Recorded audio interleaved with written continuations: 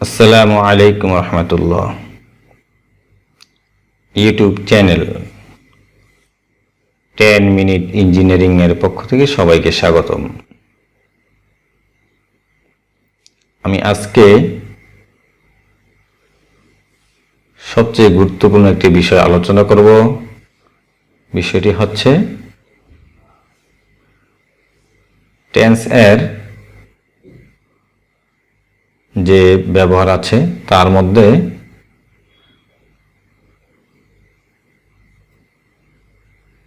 সেন্টেন্সের মধ্যে বিভিন্ন সময় ব্যবহার হয়, সেই ব্যবহার হওয়ার কারণ কি কারণে হয় সেটা আমরা আজকে দেখাবো। আর যারা আজকের ভিডিওটা দেখবেন অবশ্যই পূর্বের ভিডিওটা দেখে আসলে ভালো হয়, ঠিক আছে? আর শুরু থেকে শেষ পর্যন্ত ভিডিওটি দেখুন এবং আমার সাথেই থাকুন। এখন আমরা শুরু করব। তাহলে আজকে আমাদের পাঠ হচ্ছে যে সিন্স ও ফর এর ব্যবহার।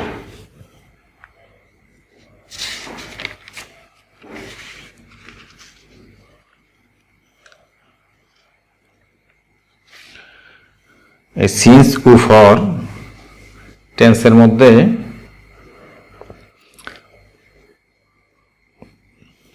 বিভিন্ন জায়গায় ব্যবহার হয়, যেমন প্রেজেন্ট পারফেক্ট কন্টিনিউয়াস টেন্সে ব্যবহার হয়, পাস্ট পারফেক্ট কন্টিনিউয়াস টেন্সে ব্যবহার হয়, ঠিক আছে? তারপর হচ্ছে এবং ফিউচার পারফেক্ট কন্টিনিউয়াস টেন্সে ব্যবহার হয়। আর এই টেন্সগুলোতে বাংলা গঠন প্রণালী, ইংরেজি গঠন প্রণালী বিভিন্নভাবে আলোচনা করা হয়েছে, সেটা দেখে আসবেন, তাহলে সেন্টেন্সের গঠনটা সহজে বুঝতে পারবেন। যে কোনো সেন্টেন্স খুব সহজে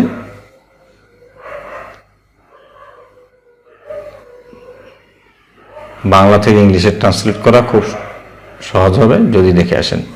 তাহলে আমরা এখন শুরু করব সিন্স ও ফর এর ব্যবহার। তাহলে প্রথমে হচ্ছে সিন্স। সিন্স এর ব্যবহার হচ্ছে যে কোনো সেন্টেন্সে যদি সময়ের উল্লেখ নির্দিষ্ট সংখ্যা দ্বারা না থেকে শুধু সময়ের ইঙ্গিত দেয় এবং হতে হইতে থেকে কথাটি থাকে, সেখানে সিন্স বসে। হতে হইতে থেকে সময়ের উল্লেখ নির্দিষ্ট সংখ্যা দ্বারা থাকবে না, শুধু সময়ের ইঙ্গিত দিবে। আর হতে হইতে থেকে এই শব্দগুলা সেন্টেন্সের মধ্যে থাকবে, ঠিক আছে? যেমন সে সকাল হতে একটি উপন্যাস লিখিতেছে। সে সকাল হতে একটি উপন্যাস লিখিতেছে।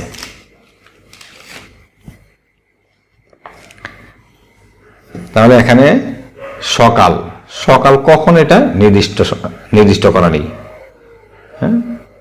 সেটাই এখানে বলা হয়েছে সময়ের উল্লেখ নির্দিষ্ট সংখ্যা দ্বারা না থেকে শুধু সময়ের ইঙ্গিত দেয়। তাহলে সকাল হতে 9টা 10টা 11টা বা কখন, সেই সময়টা এখানে উল্লেখ নেই, তাই সময়ের ইঙ্গিত দিয়েছে সকাল।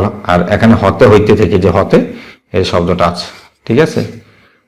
এই জন্য এই সেন্টেন্সের মধ্যে সিন্স বসবে।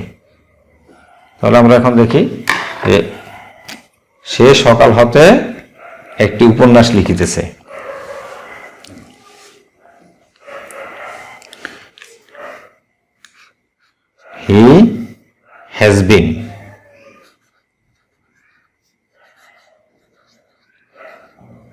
He has been writing a novel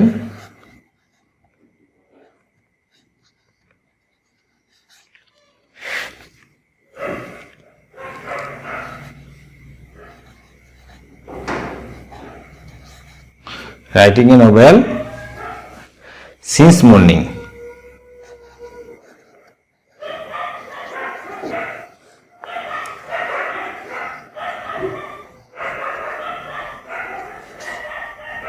Since morning. He has been writing A novel since morning. তাহলে সেটা কোনটা কিভাবে ব্যবহার হলো এটা আমি প্রেজেন্ট পারফেক্ট কন্টিনিউয়াস টেন্সে আমরা এটা আলোচনা করেছি। জাস্ট এখানে আমরা সিন্সের ব্যবহার দেখতেছি। যদি এটার ফুল গঠন আমরা দেখতে চাই তাহলে অবশ্যই পূর্বের ভিডিওটা দেখতে হবে, ঠিক আছে?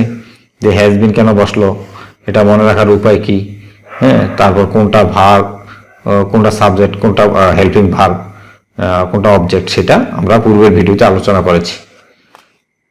তাহলে সেই সকাল হতে একটি উপন্যাস লিখিতেছে, এই হতে হ্যাঁ থাকার কারণে এখানে সিন্স বসছে, আসলে সময়ের ইঙ্গিত দিয়েছে। হ্যাঁ, সেখানে নির্দিষ্ট সংখ্যা নাই, সময়টা নির্দিষ্ট করা নেই, এই জন্য এখানে সিন্স বসছে, ঠিক আছে? এই তারপর হচ্ছে ফরের ব্যবহার। ফর কোথায় ব্যবহার হয়? এটাও present perfect continuous tense, past perfect continuous tense এবং ফিউচার পারফেক্ট কন্টিনিউয়াস টেন্সে ব্যবহার হয়। যেমন কোনো সেন্টেন্সে যদি সময়ের উল্লেখ নির্দিষ্ট সংখ্যা দ্বারা থাকে, যে কোনো সেন্টেন্সে যদি সময়ের উল্লেখ নির্দিষ্ট সংখ্যা দ্বারা থাকে এবং ধরে যাবৎ বেপিয়া কথাটি থাকে, সেখানে ফর বসে। ধরে যাবৎ বেপিয়া এই শব্দগুলো থাকবে ওই সেন্টেন্সের মধ্যে এবং সময়ের উল্লেখ নির্দিষ্ট সংখ্যা দ্বারা থাকবে। যেমন সে 2 ঘন্টা ধরে একটি কাজ করিতেছে। 2 ঘন্টা, এই যে এখানে সময়টা নির্দিষ্ট করা আছে, 2 ঘন্টা ধরে, এই যে ধরে যাবৎ বেপিয়া ধরে কথাটা আছে, সেই কারণে এখানে এই সেন্টেন্সের মধ্যে ফর বসবে। সে 2 ঘন্টা ধরে একটি কাজ করিতেছে। যেমন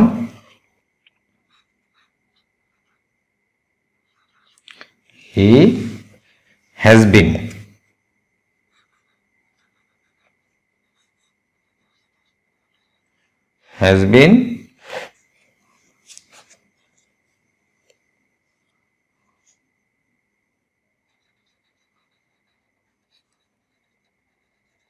working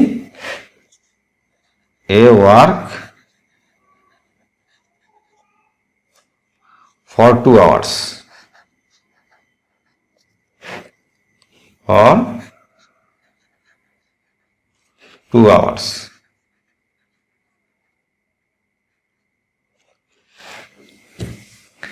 He has been